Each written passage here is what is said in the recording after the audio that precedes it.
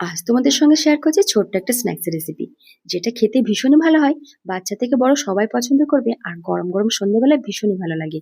তো বানানোর জন্য 2 কাপ ময়দা, স্বাদ মতো নুন, জোয়ান, কালো জিরে, সাদা তেল দিয়ে নর্মাল জল দিয়ে আমি ডোটাকে রেডি করে রেস্টে রেখে দিচ্ছি। তারপর একটা পুরের জন্য দেখো তেজপাতা আর পাঁচফোড়ন ফোড়ন দিয়ে সমস্ত সবজিগুলো দিয়ে ভেজে নিয়ে সেদ্ধ করে রাখা মটরশুঁটি, ফুলকপি, কাঁচা লঙ্কা কুচি, সমস্ত গুঁড়ো মশলা অ্যাড করে দিচ্ছি। তারপর একটুখানি আদা রসুনের পেস্ট দিয়েছিলাম, যেটা স্কিপ হয়ে গেছে।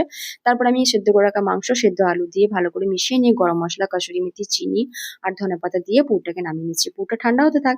এদিকে আমি দেখো লেচি কেটে রেখেছিলাম ছোট ছোট করে, সেটাকে একটু বেলে নিচ্ছি।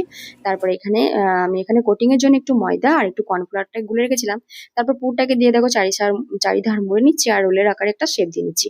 আর পুরটা যাতে বেরিয়ে না যায় তার জন্য একটু চামচের সাহায্যে একটু ডিজাইন করে দিচ্ছি।